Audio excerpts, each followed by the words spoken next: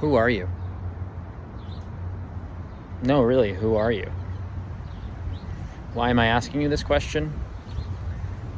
Well, you probably have some sort of identity, and I don't know if your identity is closely linked to your name or your job or your spouse or life partner or where you come from or how you dress or how you look or how you speak or where you live or your wealth or your religion, but you probably have some kind of composite identity.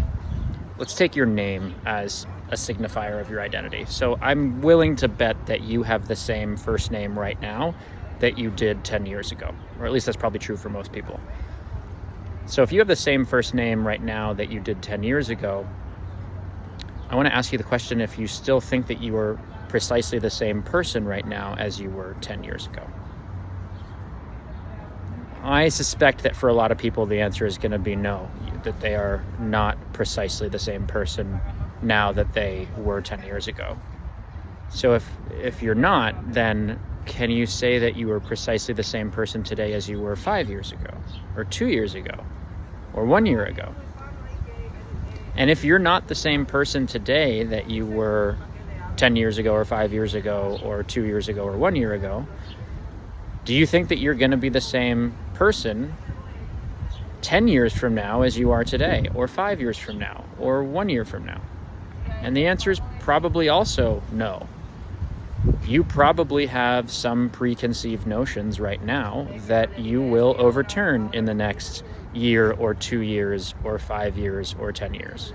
Just like you probably had at some point some preconceived notion 10 years ago or 5 years ago or 2 years ago that have since been overturned for you. And that's just talking about the intertemporal notion of your identity, which we've now established is ever-changing. But what about the shifting identities that you have just based on who you happen to be surrounded by at the moment? Which is to say that you are probably not precisely the same person around, say, your mother or your father as you are around your life partner or your boss. And you are probably not precisely the same person around your boss as you are around your best friend. So the question becomes, who are you? Are you the person that you were 10 years ago? Are you the person that you were 2 years ago? Are you the person that you are right at this very moment? Are you the person that you're going to be 5 years from now? Are you the person that you're going to be 10 years from now? Are you the person that you are around your mom, around your dad, around your best friend, around your worst enemy, for that matter?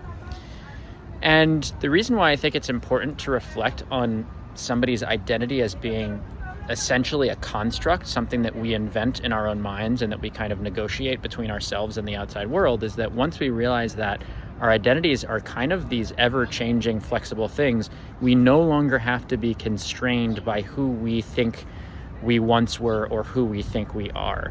That we are, to use Stephen Covey's words, embryonic and ever capable of change.